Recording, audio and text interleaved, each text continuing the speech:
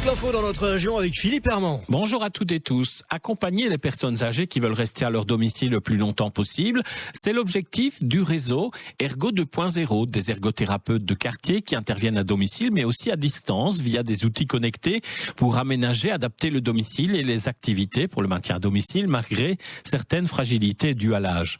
Ergo 2.0 souhaite développer son réseau en province de Luxembourg et notamment du côté de Neuchâtel. L'objectif est de faire de la prévention à domicile grâce à des solutions connectées comme des capteurs, des systèmes de téléassistance améliorés et géolocalisés. On peut aussi par exemple gérer la prise de médicaments. Véronique Legrain, administrateur délégué de l'ASBL Ergo 2.0. Les médicaments, par exemple. Donc, on sait que la prise des médicaments est parfois difficile. Et c'est pas uniquement chez les personnes âgées. Je vais même prendre mon cas. Moi, j'oublie parfois de certains médicaments.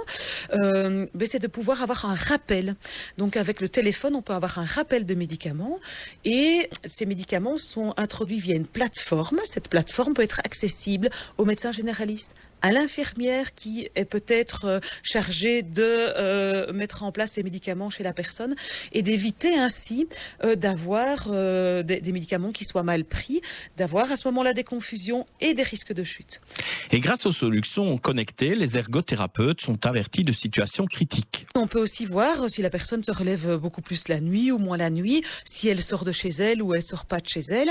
Donc tout ça, évidemment, se fait en concertation avec la personne, parce que on ne veut pas arriver dans quelque chose d'intrusif. Et donc l'avantage aussi, quand on professionnalise, c'est que on allège aussi les dents proches. Et on permet à les dents proches de redonner du temps uniquement pour le relationnel. Propos recueillis par Anne Lemaire.